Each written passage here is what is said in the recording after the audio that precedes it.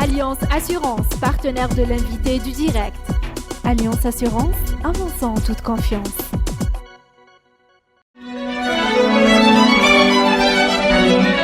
Pour bien s'entendre, il faut bien s'écouter. Rendez-vous sur M, la petite radio du Grand Maghreb. Amis auditeurs, bonjour. L'invité du direct a le plaisir de recevoir ce matin M. Adelsi Bouakaz, financier, expert financier, PDG de Nomad Capital et membre de la task force qui a travaillé auprès du Premier ministre en 2016. Monsieur Adelsi Bouakaz, bonjour. Bonjour à vous. Merci d'être à Radio M. Bonjour Hassan, ça va? Bonjour. T'as fait courir ce matin? Oui. Voilà, c'était pour la bonne cause. Encore essoufflé. Alors, Monsieur Adelsi Bouakaz, vous êtes le deuxième membre de la task force à venir à Radio M depuis qu'elle a rendu son rapport. Alexandre Kateb, vous avez précédé sur ce plateau. Aujourd'hui, on a une actualité différente. On est déjà en 2017, il y a eu des émeutes à Abjaya au début du mois de janvier. On parle beaucoup de l'inflation, de la remontée de l'inflation. Ce matin, le vice-gouverneur de la Banque d'Algérie, M. Djemal Belbelkacem, en parlait sur la radio Chaîne 3. Vous avez prévu 4% à peu près un taux d'inflation. Vous avez prévu, je ne sais pas si c'est vous qui l'avez prévu, mais en tous les cas, le gouvernement l'a prévu sur les la loi de finances, 2017, oui.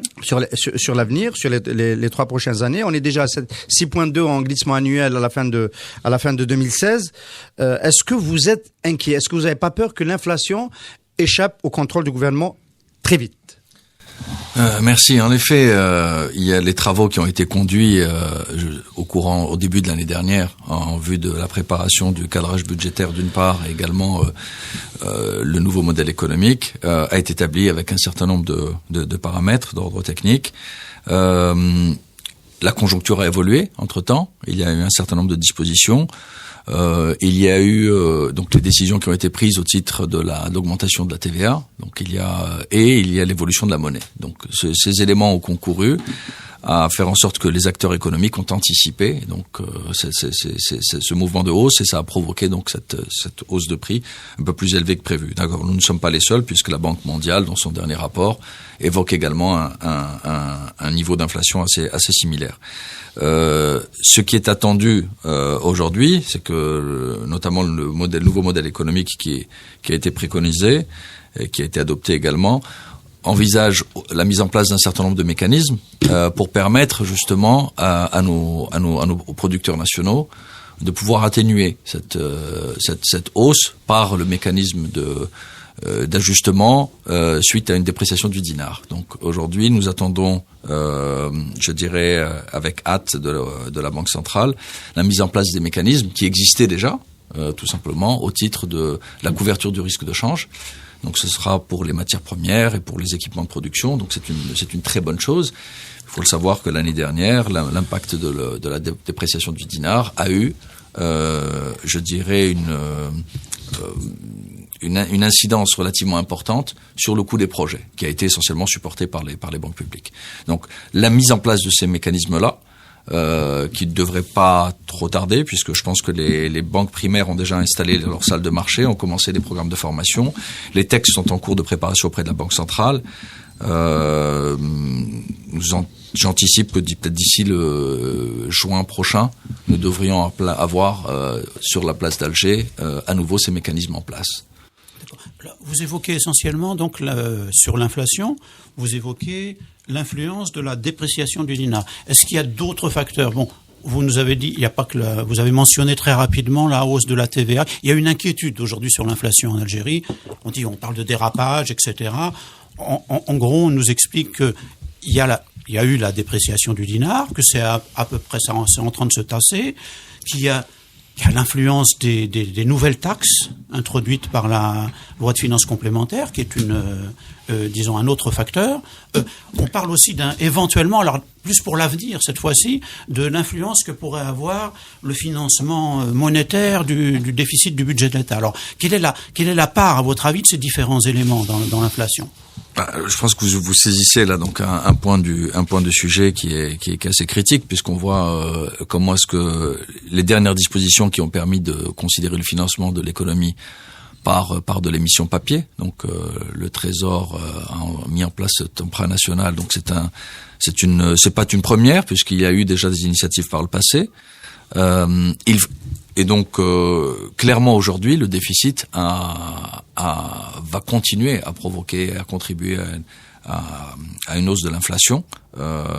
Aujourd'hui, comme vous l'évoquiez, nous sommes à 6. Certains experts considèrent que d'ici la fin de l'année, nous devrions avoir 8%. Donc il va y avoir une érosion du pouvoir d'achat qui est à anticiper.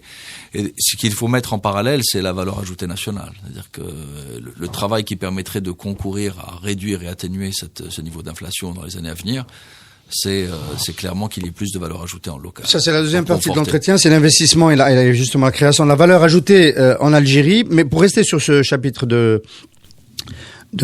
l'inflation, voilà, enfin, les prévisions, les premières prévisions du cadrage triennal, c'était déjà d'avoir une inflation contrôlée. Vous, ça vous inquiète pas qu'on démarre déjà bien au-dessus, de 2 points, quasiment? Ça vous inquiète pas? Oui, mais faut savoir qu'il y a eu un phénomène d'anticipation. L'anticipation par les opérateurs économiques, même à l'avance je dirais, de la publication officielle de la loi des finances, les gens avaient anticipé qu'il y aurait une hausse de la pression fiscale et l'ont automatiquement traduite. D'ailleurs, ça s'est traduit essentiellement au travers de l'économie informelle, au niveau du commerce de détail, dont on ne collectera pas. D'ailleurs, que ce soit les 2 points d'augmentation de TVA qui est constitué. Donc il y a un véritable travail. Bon, on en reviendra par la suite, mais je ne pense pas qu'il y ait une inquiétude, parce qu'en parallèle, il y a un certain nombre de facilités, de mécanismes qui ont été mis en place, qui vont encourager la substitution donc aux importations et donc la mise en place d'une production locale plus compétitive avec une valeur ajoutée avérée. Et ça concourra. Malheureusement, il y a des délais incompressibles à la mise en place et à la réalisation, que ce soit les résultats du code de l'investissement et qu'est-ce que ça va apporter sur le marché. Donc, il y a des délais. Donc, on va avoir une inflation qui va probablement être beaucoup plus élevée d'ici la fin de l'année. Mais ce n'est pas un mécanisme dont la tendance ne peut pas être renversée à partir de fin 2018, début 2019. Alors, Monsieur Sibouakez, on peut diverger, les experts peuvent diverger sur la part de l'inflation qui vient des produits importés, qui vient donc de la dépréciation du dinar. Le vice-gouverneur de la Banque d'Algérie avait tendance à la minorer ce matin. On le comprend, c'est la Banque d'Algérie qui est responsable, entre autres, de cette dépréciation.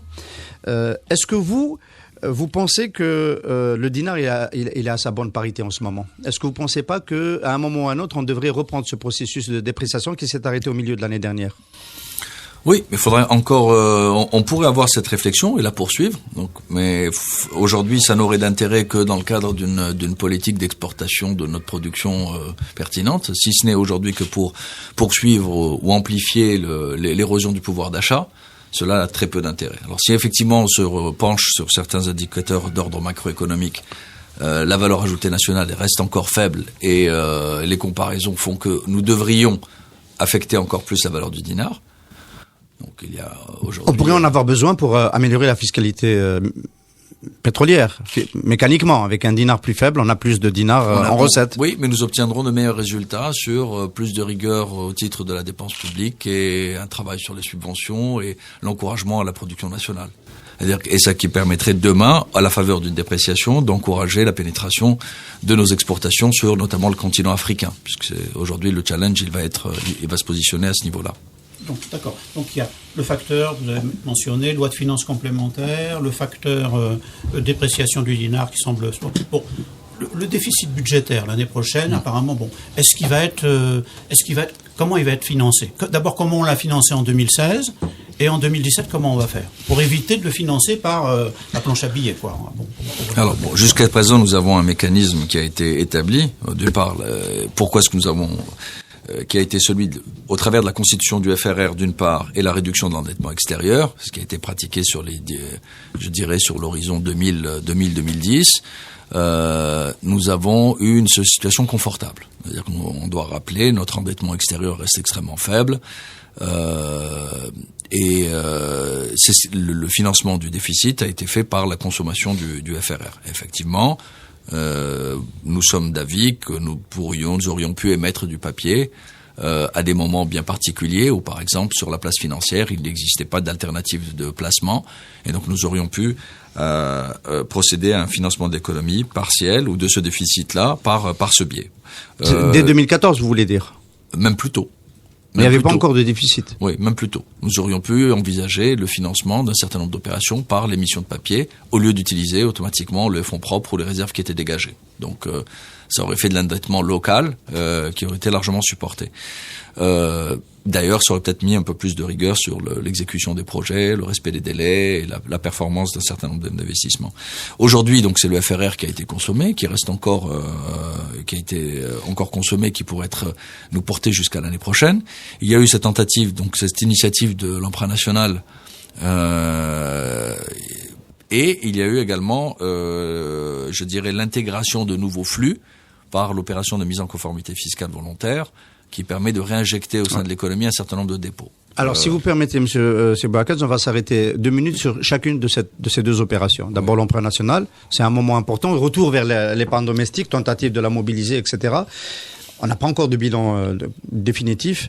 Quelle est votre lecture de cette opération-là? Est-ce que vous pensez que les fonds visés ont été collectés? Est-ce que vous pensez que ce mécanisme a des chances d'être un mode de financement dans la durée, de financement du déficit budgétaire? Je pense que fondamentalement, c'est une première, c'est un retour et donc il faut, à mon avis, saluer ce mécanisme. Il va falloir l'amplifier, l'expliciter, peut-être considérer de nouveaux volets.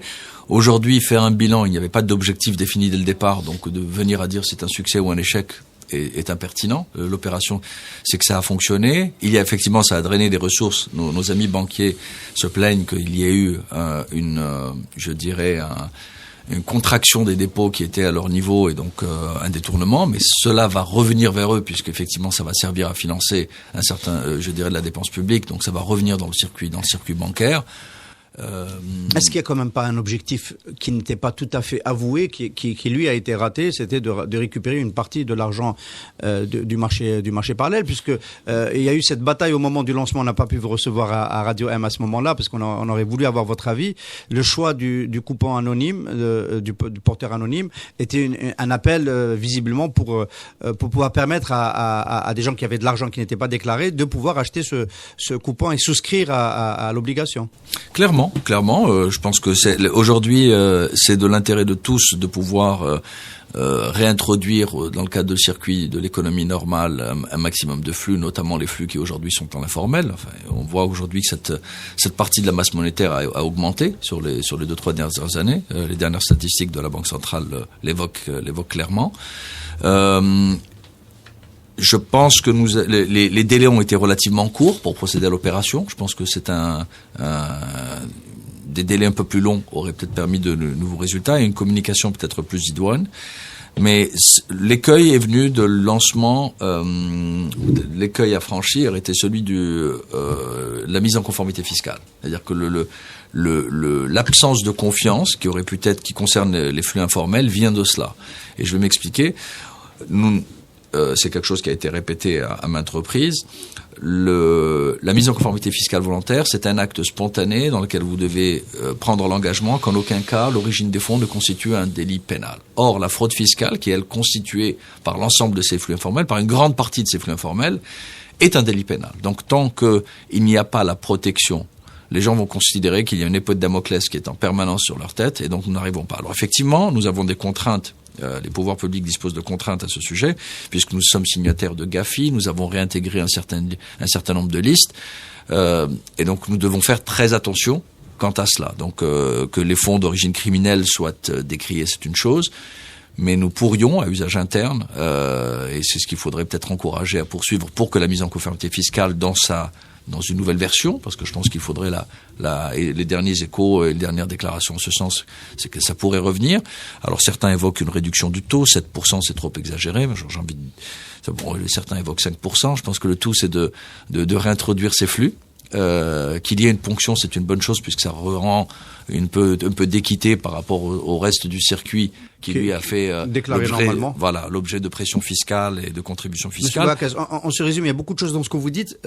Donc, vous souhaitez et vous dites que c'est peut-être dans le pipe que ça va arriver, une réforme de la réforme pour la mise en conformité fiscale. Donc, Baba Ami améliorerait ce qu'a fait son prédécesseur en peut-être donnant plus de garanties à ceux qui réintroduiraient leur argent. Plus de garanties, c'est déjà plus de garanties de ne pas être poursuivis. Exactement. C'est la première mesure. L'autre mesure, ce serait de baisser le taux de 7% à 3%, c'est ça? C'est beaucoup de... Le taux d'imposition des montants qui revient dans le circuit pour nos amis auditeurs. Beaucoup d'interlocuteurs nous opposent dans le cadre d'échanges que 7%, c'est quand même beaucoup. C'est relativement élevé. J'ai envie de dire, les gens se sont dédouanés d'une pression fiscale normale tout au long de ces années. C'est juste retour. Donc vous êtes pour maintenir les 7%? Oui, je pense que 5-7%, le débat n'est pas là. Le débat n'est pas là. Sur les garanties. Le débat, c'est donner un certain nombre de confiance et réintroduire ces flux. Donc, c'est de là où, à mon avis, nous attendons une évolution et la réforme, je dirais, les mécanismes sont là pour être améliorés et ça serait clairement un signe d'amélioration notable qui donnerait des résultats. En fait, on avancerait vers une sorte d'amnistie. On serait plus proche d'une forme d'amnistie fiscale. Effectivement. Faut pas avoir peur des mots. En 2015-2016, il y a eu 2 opérations. Donc, mise en conformité fiscale. Et l'emprunt national. On nous a dit que les résultats étaient relativement squelettiques. Je crois que c'est 400 ou 500, il y a quand même des bilans qui ont été faits. 400 ou 500 personnes qui se sont manifestées. Pour l'emprunt obligataire, ça a été quand même beaucoup plus important. Il y a quand même des chiffres qui ont été donnés. Je crois que le ministre des Finances a parlé de 570 milliards ça fait un peu plus de 5 milliards de dollars, donc c'est pas négligeable. Alors, la question que se posent les gens, c'est, est-ce qu'on peut recommencer, parce que c'est une grosse, évidemment, une grosse ponction sur l'épargne disponible en Algérie. Est-ce qu'on peut recommencer régulièrement des opérations de cette taille-là? En fait, c'est la première opération de cette taille-là qu'on a fait en Algérie depuis l'indépendance. 5 milliards de dollars, c'est quand même beaucoup. Est-ce qu'on peut recommencer chaque année, tous les 2 ans, ou là, et si on devait recommencer, de quelle façon, à votre avis, est-ce qu'il faudrait revoir le processus, les instruments? Alors, ce mécanisme, ce produit qui a été mis en place, clairement a vocation à être réintroduit. Je pense que c'est une bonne chose de pouvoir capter de la ressource sur le marché local, d'autant plus que celle-ci ne disposait pas jusqu'à présent d'alternative de placement. C'est-à-dire que si on voit aujourd'hui la place financière, malheureusement, nous n'avons pas de rentabilité qui est égale à celle qui a été offerte dans le cadre de l'emprunt national. Donc ça, c'est une bonne chose. Au titre de l'enrichissement. Il y a des titres introduits en bourse d'Alger qui vous contrediraient, que vous direz, le titre Biofarm, il est plus rentable que l'emprunt national. Je vous laisse le dire. Enfin, il pourrait le dire. Oui. Ce serait, en l'occurrence, c'est vrai, mais vous ne pourriez pas placer plus d'un certain montant au titre, dans le cadre de l'opération Biofarm, même si vous étiez à racheter l'intégralité. Donc, ce serait un montant très, très limité. Et là, donc, la profondeur du marché que Hassan évoque précédemment est beaucoup plus large. Donc, il y a la nécessité de trouver des alternatives de placement financier. Maintenant, je reviens. Ça devrait apporter un peu plus de rigueur. Si l'encouragement qui avait été fait à ce produit, qui était l'emprunt national, c'est de démontrer de la confiance, mais également faire en sorte que la dépense qui en était l'incidence devrait suivre un certain nombre de mécanismes d'identification de projets. On a parlé de financer des partenariats publics-privés. Donc tout cela participe de la rigueur budgétaire qui est aujourd'hui quelque chose d'entièrement accepté, validé par les pouvoirs publics. J'ai bien envie de poser la question autrement. Juste là-dessus. Là, vous indiquez une direction qui a été mentionnée par un certain nombre de personnes. Vous dites que si on refait ce genre d'opération, ce genre d'emprunt, il faudrait peut-être davantage les lier à un projet précis, un projet d'infrastructure, par exemple, précis.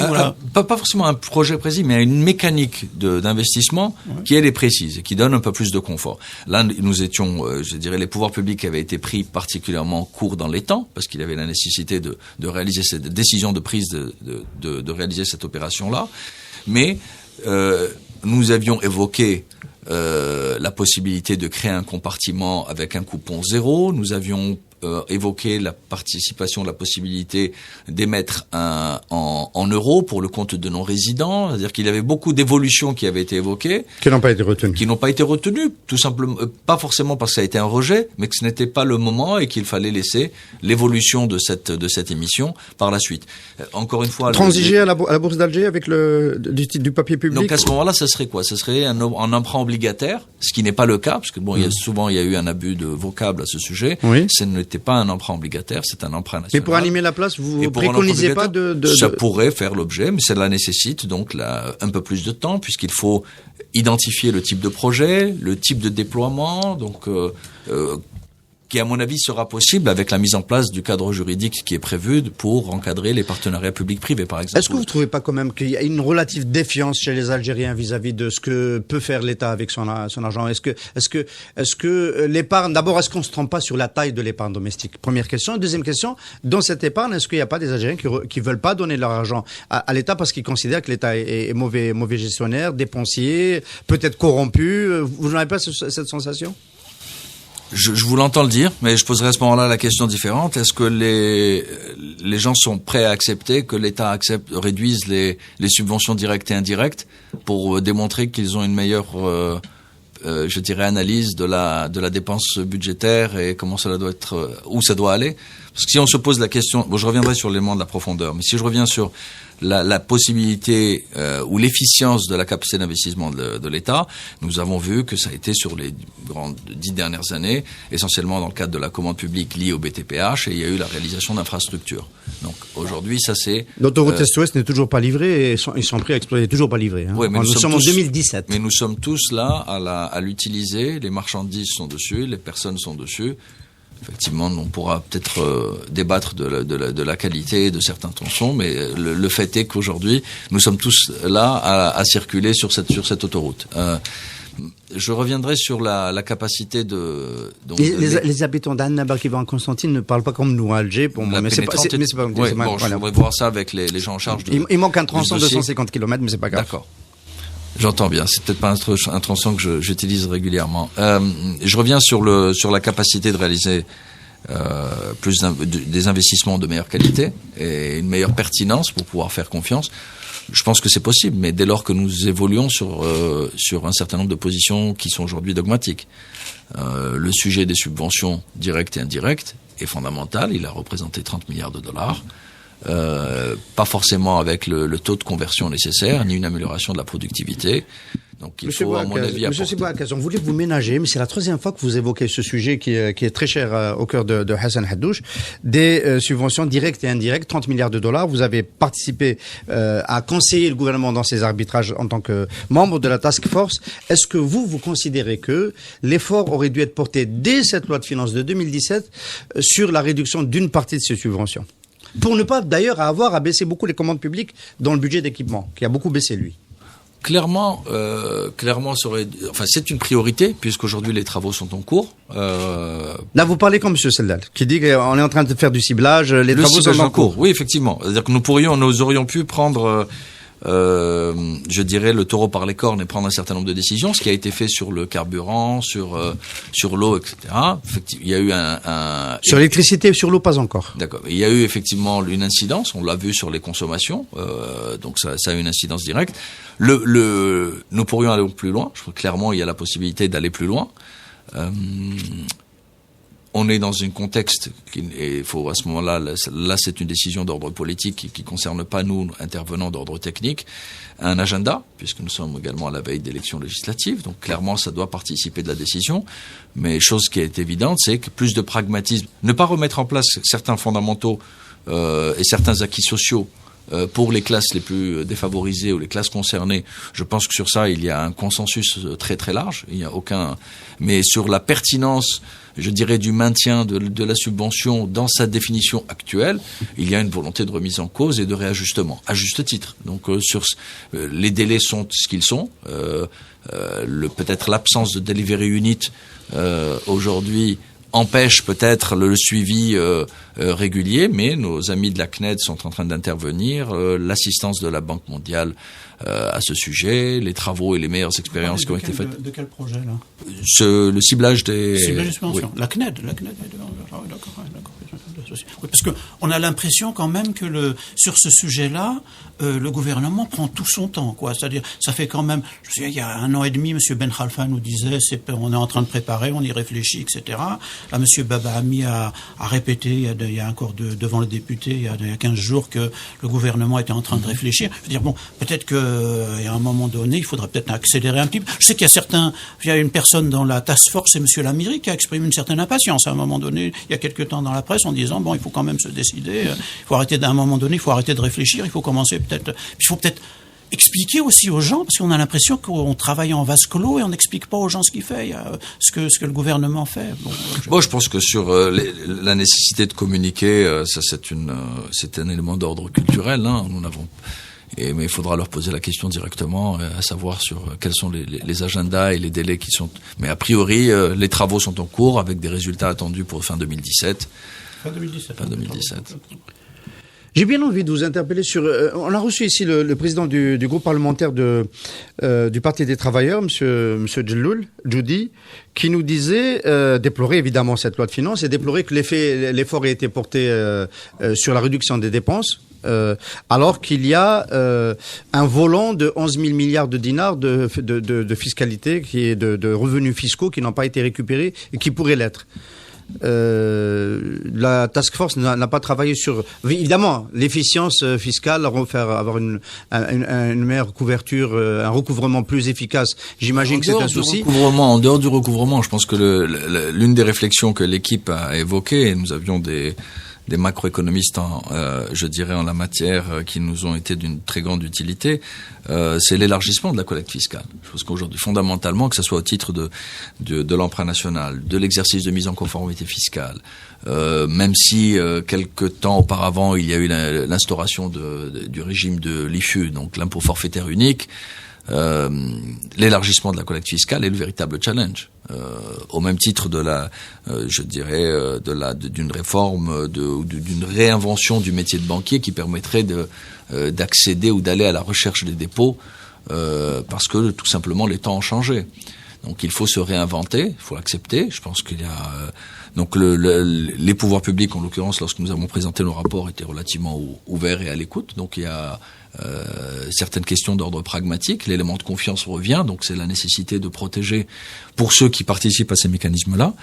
Mais effectivement, il y a un travail sur la collecte fiscale qui est fondamental, mais qui concerne essentiellement l'élargissement et non pas la taxation de ceux qui sont déjà mais là c'est précisément ce qui est en train de se passer. On est en train de taxer ceux qui sont déjà captifs du système, oui, notamment les consommateurs, avec les 2% de TVA de plus, et on ne voit pas se mettre en place les mécanismes qui permettent d'élargir l'assiette fiscale.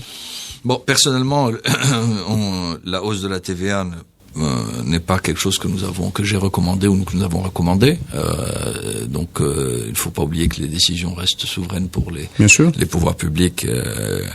Et donc, sur cet aspect-là, on considérait que... Pourquoi vous l'avez pas recommandé? Vous pensez que ça risque d'évincer encore plus de... Non, tout simplement, en dehors de l'élément d'ordre, je dirais, à caractère impopulaire, la difficulté ou l'incapacité de collecter au sein du circuit formel, ils vont appliquer la hausse sans forcément nous permettre à l'administration fiscale de collecter. Donc, il y a d'autres niches fiscales qui pourraient être, par exemple, les transactions immobilières, où effectivement de nombreux flux d'ordre informel peuvent s'y loger, qui permettraient de récupérer... Sans compter que je crois que c'est 200 milliards de dollars seulement, de dinars qu'on récupère, c'est pas énorme, avec les 2% de TVA. Non, entre 50 et 60 quand même, 50 et 60 dans le projet de budget. Hein. D'accord. Donc vous considérez que... alors, on va pas avoir, a fortiori, donc, des nouvelles mesures qui permettent d'être plus intégrateurs et d'avoir une assiette fiscale plus large et avec plus de contribuables et donc plus de recettes fiscales à la fin. Oui. Mais vous n'en avez pas recommandé, vous dites... Si, ça a été recommandé. Le problème, c'est que ce sont des choses qui prennent du temps. C'est-à-dire que aller travailler avec l'administration fiscale et travailler c'est un travail de terrain. Et c'est faire en sorte que la contribution fiscale devienne un acte citoyen accepté. Donc il faut faire un travail qui ne peut pas être fait uniquement par de la coercition ou de la pression donc il faut faire un travail d'ordre pédagogique au niveau local pour pouvoir réintégrer. Il y a également un travail sur les bases de données informatiques pour pouvoir consolider. Donc tout cela est mis en place, devrait être mis en place. Je me permets quand même de planter une saillie ici. Enfin, il y a un problème dans le contrat citoyen entre les Algériens en tant que contribuables et l'État dans ce qui est en train de se mettre en place aujourd'hui, une forme de sortie de la rente pétrolière. C'est-à-dire que les Algériens avaient, vis-à-vis de la fiscalité, un rapport complètement différent parce qu'ils considéraient que de toute façon, le budget de l'État était provisionné par la fiscalité pétrolière. Ce nouveau contrat, on est en train de le mettre en place doucement. Il n'y a pas une dimension éthique et politique très forte qui permet de le mettre en place. Moi, je pense notamment à monsieur Abdeslam Bouchouerb, qui a été cité dans Panama Papers, qui est du point de vue qui est fortement suspecté d'être d'avoir fraudé fiscalement parce qu'il a des affaires à l'étranger. Il est dans le gouvernement, il n'a pas démissionné et aujourd'hui on demande aux Algériens de faire des efforts supplémentaires. Vous considérez pas que ça pose quand même quelque part un problème? Moi, je pense que quel que soit X, il va falloir. Bon, il faut laisser les. Il n'est pas ministre du budget, il est ministre de l'Industrie. Oui, il est ministre de l'Industrie. Français, etc. Il est ministre de l'Industrie. Tout le monde a compris que Hassan fait du deuxième degré, oui. On a bien saisi. Je dirais qu'il y a des personnes compétentes et des institutions compétentes pour pouvoir évoquer et débattre de ce sujet, donc je m'attarderai pas, mais ça tu le sais déjà. Je vais par contre évoquer clairement une dimension communication qui est fondamentale, qui est absente. Donc aujourd'hui, qu'il faut encourager. Si on veut recréer, constituer le contrat moral, il n'est pas lié à une personne, il est lié à un événement beaucoup plus important. Et donc si les institutions, les pouvoirs publics décident de mettre en place et de changer, je dirais l'élément culturel qui permet de définir la relation entre le citoyen fiscalisé et les pouvoirs publics, avec ce que cela comporte, il y a un devoir de communication qui s'impose, qui pour l'instant n'est pas encore réalisé et qu'il va falloir, à mon avis, amplifier. Donc je reviens sur les éléments de confiance. C'est protéger les gens qui y participent, c'est protéger les gens qui jouent le jeu, c'est maintenir le processus équitable. Aujourd'hui, encore une fois, je le répète, c'est que l'essentiel de la fiscalité hors hydrocarbures est participé par les salariés, donc l'imposition qui est retenue à la source. Donc il y a un travail sur cela. Là, vous parlez comme M. Djoudi, ça fait plaisir. Mais je pense que aujourd'hui les décisions, à la faveur du prix du baril, donnent peut-être un peu plus un léger confort, mais c'est une zone tampon qui risque d'évoluer, donc il ne faut pas non plus se laisser aller et poursuivre les décisions qui avaient déjà été prises l'année dernière. Il faut rappeler que le nouveau modèle, dans sa définition, avait été validé par un Conseil des ministres pour son implémentation. Donc, Alors, dans le nouveau modèle, M. Adelssi Bouakaz, il y a tout ce qu'on a évoqué depuis le début de l'invité du direct, c'est-à-dire en gros la rationalisation des dépenses. C'était dans cela que nous étions depuis 20 minutes, 25 minutes. Il y a aussi le volet, évidemment, diversification et création de valeurs ajoutées nouvelles, ce que vous avez déjà évoqué aussi par moment. Donc, vous êtes financier, vous êtes à la tête de Nomad Capital, vous connaissez les acteurs de terrain, les investisseurs algériens, étrangers. Déjà un mot sur l'ambiance de ce début d'année 2017. Est-ce que vous sentez le milieu du business, vous le sentez plutôt bien disposé par rapport à l'investissement? Bon, les discussions et les échanges que nous avons avec de nombreux acteurs économiques de la sphère privée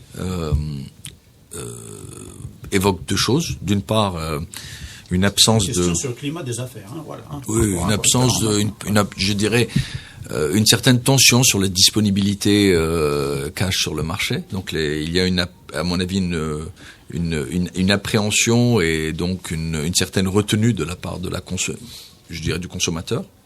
Il y a, ça se voit sur leurs chiffres. Il y a donc une inquiétude. Non, une inquiétude, non. Il y a une retenue. C'est l'opérateur économique ou le mot economicus va anticiper un certain nombre de choses, donc il va préférer faire preuve d'un certain nombre de conservatisme et donc reporter certaines décisions d'achat, certaines décisions d'investissement. Donc si on parle de transactions immobilières, les prix n'ont pas chuté, mais il y a une décélération sur le nombre de transactions. Les agents immobiliers que Hassan Haddouche connaît très bien disent que c'est plutôt à cause de l'obligation du chèque. Ce serait ça qui aurait ralenti les transactions et non pas la disponibilité de l'argent. C'est ce qu'évoquent les notaires aussi. Ce ne sont pas les échos que j'ai. Ce ne sont pas que les échos que j'ai. Les transactions continuent à avoir lieu puisque la nécessité ou l'imposition du chèque n'est pas là tenue aux 3 derniers mois. Donc, il faudrait peut-être se repencher sur les statistiques de l'année dernière. Mais les gens poursuivent. Effectivement, on voit les promoteurs immobiliers procéder à plus de publicité qu'ils ne le faisaient pas auparavant, mais c'est tout simplement un ajustement. C'était la situation précédente qui était anormale, et aujourd'hui on revient à des choses peut-être un peu plus normales. Je pense que est-ce qu'on ne pourrait pas dire tout simplement les Algériens consomment moins et sont plus prudents parce que leur pouvoir d'achat a commencé à être raboté, tout simplement? Oui, clairement. Donc, conséquence pour les investisseurs, on reporte les décisions d'investissement? Non, alors étonnamment non. Aujourd'hui, nous avons aucunement, que ce soit les firmes multinationales installées localement et essentiellement les opérateurs privés, et ça ce sont des discussions avec nos amis banquiers, qui doivent faire preuve de beaucoup d'ingéniosité, continuer aussi à faire preuve de plus d'ingéniosité. Il n'y a aucun frein à l'investissement. Au contraire, les gens se sentent extrêmement confortables dans le nouveau contexte, considèrent que la politique de substitution à l'importation est une réalité, et donc dont il va falloir tirer profit. Et donc les gens n'ont aucune participent aux foires, entrent en négociation avec des partenaires, sont à la recherche de financements alternatifs. Il n'y a aucune retenue ou limite à des investissements, tous secteurs confondus. Même des secteurs où il y avait jusqu'à présent une position dogmatique du type pétrochimie, les gens sont en train de regarder cela à nouveau. Donc c'est plutôt un très bon signe qui est encourageant. Donc, alors, pétrochimie, c'est un autre volet, on va peut-être avoir le temps d'en dire un mot, c'est pas sûr, mais déjà le modèle de l'automobile et de l'assemblage automobile. On a le sentiment que finalement, il n'y a que quand on protège l'économie, quand on dresse des barrières, d'ailleurs non tarifaires, les quotas, que l'opportunité d'investir en Algérie se matérialise. C'était le cas déjà pour le médicament. C'est parce qu'on a interdit d'importer les produits déjà produits en Algérie que on a aidé l'industrie de médicaments. Est-ce que vous pensez que c'est un modèle soutenable dans la durée? C'était ma question. Soutenable pour la durée, je vais dire que c'était clairement la bonne décision à prendre dans le cadre de la constitution d'une économie nationale et notamment de l'outil de production. On voit, vous évoquez le secteur de la santé, ça a donné d'excellents résultats. Donc non seulement c'est un élément de santé publique, mais également de sécurité publique, puisque vous avez la possibilité de fabriquer vos médicaments localement, quelle que soit, votre situation financière par la suite. C'est-à-dire que vous pourriez, même dans une situation difficile, donner des avantages fiscaux en contrepartie de baisse de prix versus un opérateur multinational. Si le prix n'est pas au rendez-vous, il va fermer boutique et il va arrêter de vous approvisionner. Donc c'est un élément de santé publique, un élément de sécurité publique, et ça a donné de très bons résultats, puisqu'aujourd'hui on couvre 35% de nos besoins et l'effort est en train de se poursuivre. Donc, vous évoquiez l'histoire de l'industrie automobile. Nous étions sur un trend à partir de 2009 où nous importions plus de 350 000 véhicules. Nous avons atteint peut-être la barre des 500 000 véhicules qui étaient financés sans crédit à la consommation, donc un financement en fonds propres intégralement par le consommateur. Donc ça marche mieux que pour l'emprunt public. Hein. Il y avait un effet de rattrapage, clairement. Donc il y avait un rattrapage, de renouvellement du parc automobile qui reste encore obsolète, puisque certains évoquent qu'il y a plus de 50% du parc qui nécessite encore renouvellement. Donc à la faveur de cette dynamique, la mise en place d'une industrie locale, elle va prendre du temps, puisqu'aujourd'hui on est en train de parler de CKD, alors que on en est au SKD. Hein. Oui, mais l'objectif c'est d'aller vers du CKD avec un taux de dégradation un peu plus élevé. Donc c'est là où aujourd'hui les différents sujets vont s'entremêler. Je pose la question financière. Est-ce que c'est soutenable de faire des usines de petite taille tournées uniquement vers le marché domestique? Non, parce que tout le monde sait que dans ce type d'industrie, il faut avoir une taille critique pour pouvoir être rentable. Quand on fait une usine d'assemblage à Tiert pour par exemple Hyundai ou à Saïda bientôt, c'est une bonne nouvelle pour Suzuki qui va essayer de remplacer la part de marché que détenait déjà Suzuki ou Hyundai en Algérie, et on ne fait que ça sans l'ambition dès le départ d'être un acteur régional et exporté. Est-ce que c'est financièrement soutenable?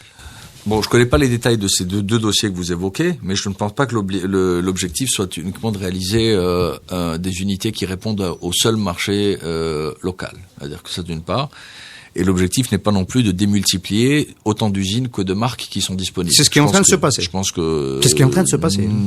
Pas à ma connaissance, puisqu'aujourd'hui, de nombreux opérateurs sont en train d'aller vers des pièces détachées, vers la mutualisation de plateformes, parce qu'il y a aujourd'hui des châssis qui sont très similaires aux uns et aux autres, et donc il y a fort à faire. Et l'obligation n'est pas de mettre en place uniquement une chaîne d'assemblage. Vous pourriez, dans le cadre du cahier des charges, réaliser des pièces détachées sur lequel il y a également un volume d'importation important qu'on pourrait réduire. Et d'ailleurs, un volume d'exportation, puisqu'à la faveur, on n'a qu'à voir les chiffres de nos amis voisins, qui, eux, exportent pour plusieurs centaines de millions de dollars, je dirais, de pièces détachées. Monsieur Sibakaz, si vous parlez du Maroc, le Maroc, les investisseurs à Tanger, à Preyoussa, Renault, l'alliance Renault-Nissan, dès le départ, a conçu son investissement de taille mondiale, quasiment, et aujourd'hui, c'est le premier exportateur, le premier acteur sur le bassin méditerranéen. 400 000 véhicules, 200 000 dès le départ, 400 000 au bout de 2 ans. C'était justement ma question. Si on n'est pas tout de suite dans cette conception de l'investissement, est-ce qu'on a un avenir? Moi, je pense que l'ambition qui est posée est clairement d'aller vers des plateformes régionales. Alors, est-ce que ça va se faire avec les marques qui avaient déjà été installées, ou ce que j'ai lu à propos du projet, par exemple, de Volkswagen, avait l'ambition et la 120 000 au bout de 4 ans. Je pense qu'on va pas les premiers. Et d'ailleurs, il faut reconnaître que l'évolution, un certain nombre de dossiers déjà étaient historiques, ont existé, ont été pris en chemin et ont été exécutés. Bon ou mauvais, ils ont le mérite d'être là et de réduire la facture d'importation, même si, pour l'instant, nous avons quand même une hausse de prix qui est constatée, mais c'est la contrepartie d'une intégration locale, et il faut s'attendre à ce qu'il y ait plus de valeur ajoutée. Maintenant, des projets comme celui de Volkswagen, qui méritent clairement d'être salués, devraient ouvrir la porte vers beaucoup plus de choses. Mais ils ne sont pas les seuls. Donc, Vous avez des informations sur le projet avec Peugeot ou non? Non, j'ai pas de détails à ce sujet. Non, j'ai pas de détails à ce sujet. Les seuls échos que j'avais, c'est qu'a priori, les conditions, et c'est ce que j'ai lu, ce que vous avez également lu dans la presse, concernant que les conditions n'étaient pas réunies ou faiblement réunies pour l'acceptation dans ce terme. Donc, est-ce que c'est le niveau de marge? Est-ce que c'est le niveau d'intégration? La dernière information publiée par Maghreb Émergent, c'est que la balle est dans le camp du gouvernement algérien. C'est une source Peugeot, évidemment, qui le dit. C'est ce cas. Nous approchons de la fin, Hassan. C'était rapide de cette émission. On va quand même vous poser certaines questions sur l'avenir. Les réformes prioritaires pour 2017, on devine que vous en avez cité quelques-unes. Il y a un grand chantier qui va se mettre en place. On aimerait avoir votre avis de financier et quelque part de banquier d'affaires pour des montages financiers. C'est ce fameux appel d'offres pour 4 gigawatts d'énergie solaire qui est le plus grand jamais lancé dans le monde, d'une tranche. Est-ce que vous sentez les acteurs en place? Est-ce que c'est un business qui peut marcher et qui peut être attractif? Bon, je dirais il y a plusieurs éléments à cela. La première, ça consiste, je dirais, à entamer la transition énergétique. Donc il y a clairement la possibilité de dégager de la capacité énergétique pour les besoins et de pouvoir transformer le gaz actuel qui est exporté en produit de plus forte valeur ajoutée. Donc ça s'entame comme ça. Donc il y a un élément progressif. Différents types de scénarios ont permis je dirais, d'arriver à ce résultat-là. Ce qui a été retenu, c'est donc un processus d'enchère inversée. Donc c'est un prix du kilowattheure qui doit être le plus bas qui sera retenu avec un niveau d'intégration locale. Donc ça va permettre d'ouvrir la porte à des intégrateurs, à des fabricants de panneaux solaires, aux onduleurs et autres. Donc il y a un élément industriel qui est non négligeable. L'avantage, c'est que l'opération semble être répartie dans le temps. Donc ça permettra d'ajuster, d'améliorer le tir au fur et à mesure. Aucun souci, je pense que les derniers échanges que les bailleurs de fonds internationaux ou nationaux à ce sujet étaient relativement positifs et encourageants. Il y a un certain nombre de protections qui sont données, donc à la faveur des opérations qui avaient été réalisées par le passé. On parle d'indexation sur le dollar. Donc aujourd'hui, ça pourra être un produit financier attractif, clairement très pertinent au titre de notre transition énergétique, c'est-à-dire qu'il faudra compléter cela. C'est un sujet de toute façon qui est très cher à notre ami Shamseddine Chitour qui a beaucoup insisté dans le cadre de la task force sur les éléments de transition énergétique. Donc optimiste. Très optimiste. Moi, c'est une question à vous poser sur l'endettement extérieur. Et je voudrais déjà remarquer que vous nous avez donné de bonnes informations lorsqu'on vous a reçu une première fois, je crois qu'il y a un peu plus d'1 an, presque 18 mois. Vous nous aviez annoncé, en fait, en avant-première, qu'on allait revenir à l'endettement extérieur et qu'une des possibilités, une des pistes possibles, c'était endettement auprès de la Banque africaine de développement. Vous nous l'avez annoncé presque 1 an à l'avance, donc cette information-là. Alors, l'endettement extérieur a repris en Algérie. Bon, il y a eu donc cette première opération avec la Banque africaine de développement. Est-ce que, à votre avis, premièrement, est-ce qu'il est souhaitable d'aller plus loin et avec quel partenaire? Bon, le choix des partenaires, je laisserai ça au pouvoir public de décider, mais clairement les multilatéraux, notamment la BAD avec laquelle nous n'avons jamais sollicité et dans laquelle nous avons participé depuis fort longtemps aux différentes opérations de mobilisation de capital et d'augmentation de capital. Donc il est tout à fait, je dirais, pertinent de poursuivre cela. C'était une première, donc ça permet de. La contrainte va rester sur la nécessité d'identifier les bons projets pour allouer cela. Je pense que c'est toujours la même inquiétude auprès des bailleurs de fonds. Donc la nécessité de sélection, d'identification et d'analyse critique des opportunités. On l'indique clairement, hein, notre niveau d'endettement est extrêmement faible, pour ne pas dire quasiment inexistant. Donc il y a de la possibilité. Sonatrach jusqu'à présent a réalisé par exemple l'ensemble de ses financements avec en fonds propres. Donc il faudrait peut-être réenvisager pour les besoins d'une diversification au titre de la pétrochimie de ne pas supporter seul ces opportunités-là. Donc aujourd'hui, l'endettement auquel il pourrait avoir accès, ce serait dans des conditions extrêmement avantageuses. Peut-être même que des conditions de financement disponibles sur le marché local. Je m'en remettrai toujours à une analyse de l'allocation de cet endettement.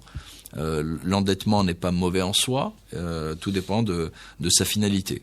Alors vous me donnez l'occasion de juste ouvrir une parenthèse sur le financement, sur le crédit Banque africaine de développement, 900 millions de dollars. Il y a 2 administrateurs, dont un Canadien d'ailleurs. Je me souviens pas de l'ancienneté du deuxième, qui se sont abstenus de le voter, ce qui est un incident rare dans un vote quand on est d'accord sur le financement. C'est parce qu'il n'est pas justement adossé à des projets précis. C'est une forme de soutien à la balance des paiements déguisée. Vous aurez préféré qu'il soit adossé ce crédit à des financements de ce type d'ailleurs, d'investissement de Sonatrach. Oui, je recommande clairement de le faire à l'avenir. Puis de toute façon, ce sera la condition sine qua non d'un certain nombre de discussions avec des bailleurs de fonds multilatéraux.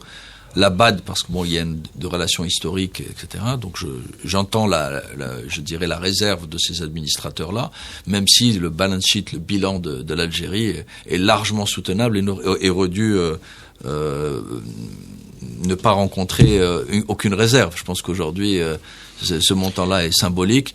Je pense que c'est une position de principe qui a été prise, que je commenterai pas. Elle est regrettable. Alors, aujourd'hui, le bilan de l'Algérie permettrait de lever plusieurs dizaines de fois ça sans aucune difficulté. Même en l'absence de rating aujourd'hui. Même en l'absence de rating. Ouais. Des dizaines de fois ça. Oui, je pense que bien sûr. Plusieurs dizaines de milliards de dollars. Je pense que demain, Sonatrach peut prendre un emprunt pour 10 milliards de dollars qui sera largement souscrit. Pour réaliser sa diversification. Par des bailleurs de fonds internationaux, multilatéraux, par des banques, par des multilatéraux, oui, pourquoi pas. Et qu'est-ce qu'on adosserait, qu'est-ce qu'on mettrait en garantie le gaz de schiste, par exemple? La diversification. J'insiste moi essentiellement sur la pétrochimie. Sur la pétrochimie. Tout le programme, le PMT de Sonatrach en soi permet largement de capter et d'utiliser ces ressources-là. De garantir l'engagement des partenaires. Monsieur Sibouakez, on va dire quand même un mot pour terminer sur la mise en œuvre de tout cela. Vous avez été à la task force. Là, on a un peu le sentiment qu'il y a un intermède politique avec les élections, donc il se passera pas grand-chose d'ici au mois de mai. On n'est même pas sûr, d'ailleurs, de retrouver le même gouvernement, de retrouver monsieur Slel à la tête du gouvernement après les élections. C'est un point d'interrogation.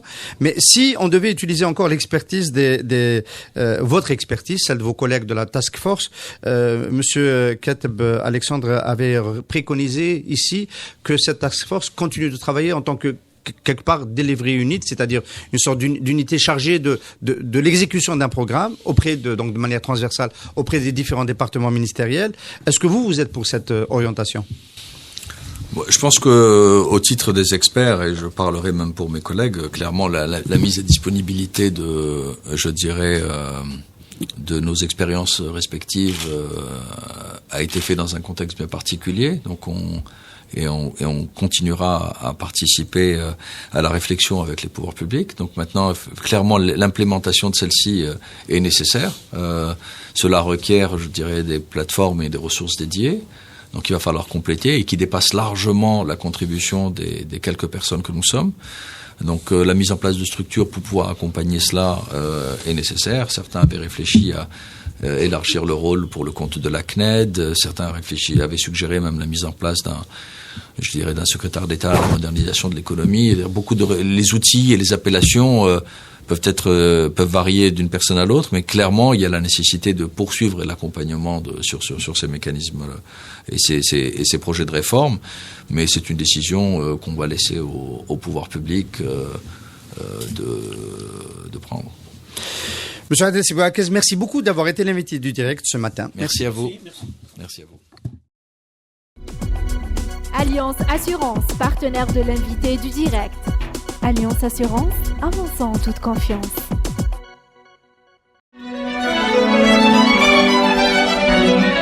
Pour bien s'entendre, il faut bien s'écouter. Rendez-vous sur M, la petite radio du Grand Maghreb.